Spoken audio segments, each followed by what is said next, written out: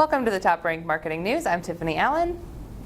Are you all right, Josh? I am freezing. Oh yeah, did you go outside? I made the mistake of going outside. I sat down in my car and the seat was rock hard because the foam had frozen. Oh no. Yeah.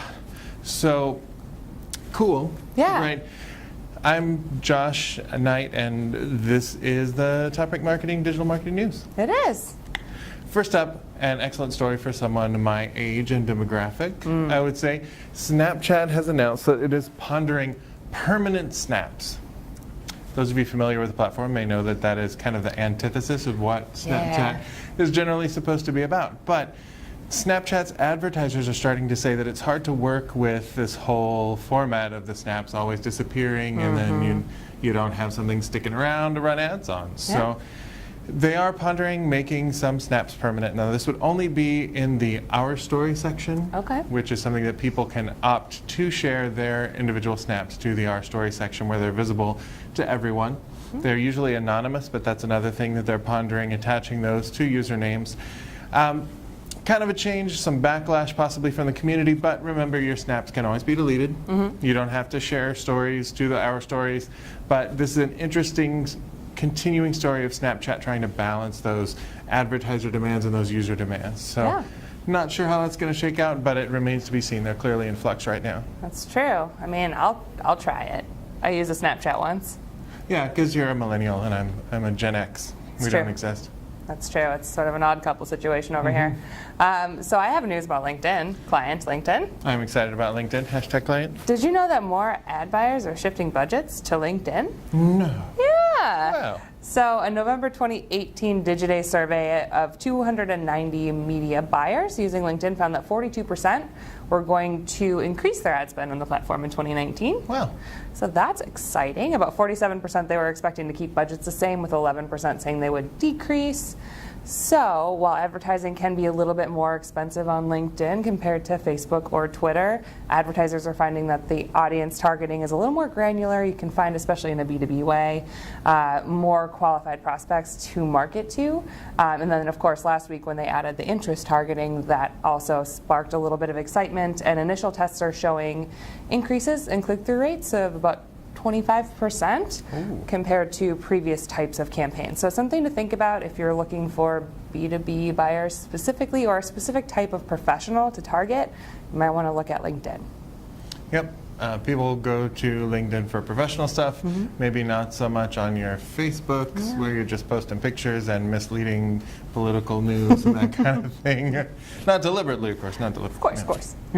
But if you are, as a brand, taking a stand on social issues, so you're sharing some of these stories, you're maybe having an opinion on some of the politics of the day, that actually could be worth the risk for your brand. Turns out there's a new report from Retail Me Not, is the name of the folks who apparently are into retail. They are. The confusing name. But their 2019 Retailer Playbook. So this was a survey of 200 senior marketers, presumably like advanced in their organization, not old, possibly both, but 5,000 consumers as well. So decent sampling there. 87% of all the people surveyed said that taking a stand is worth the risk. Yeah. And 83% though said not taking a stand can actually negatively affect your bottom line. Really? So it seems like the risk reward there has been tilted in the other direction. So 61% of just the consumers said that they would recommend a brand that aligns with their social values. Okay. So if you as a brand have a purpose-led initiative, we hope that you do, because that is a thing that people tend to dig, it looks like it's worth putting it out there. Yeah. Lead with your values. Absolutely. Do you know what else is worth putting out there? What? Fast web pages. Yeah, so much better than slow web pages. So much better. So it's time to talk about page speed again, you guys. Google has made it very, very clear, especially with their mobile first indexing and their page speed indexing, that speed is a ranking factor because, frankly, it fills people with rage if they go to your site and it just takes forever to load. People are not into that. So Google has about a 5-second standard that they use. Of course, anything faster is better. Yeah. That means it's still safe to eat. Yeah, exactly. So according to Unbounce, only 15% of pages right now are meeting that standard, and nearly 40% took at least 11 seconds to load. That is an eternity. That's so of long. time. Yes. Right? I know it comes from space and there's a lot of stuff, but that's just too slow.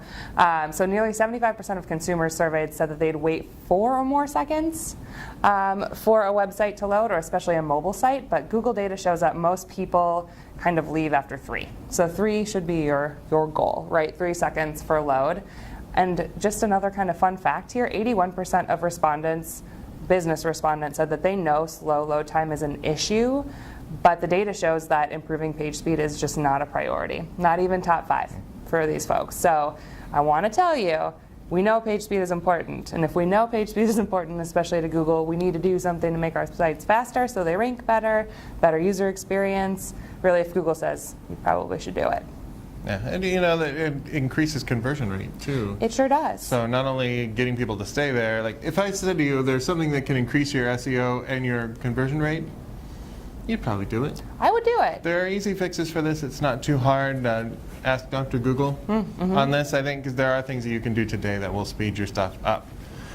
Speaking of part of the reason why the web has gotten slower over time, though, there are some video marketing statistics floating around here that are from Render Forest. Made a beautiful infographic with 40 video marketing statistics from a variety of sources. They were looking at Google, some from TechCrunch and HubSpot, and a few others. So a couple that jumped out at me. You can always check the blog for all of these, of course, and the beautifully designed infographic. Yep. But so 28% of consumers are watching videos on mobile at least once a day.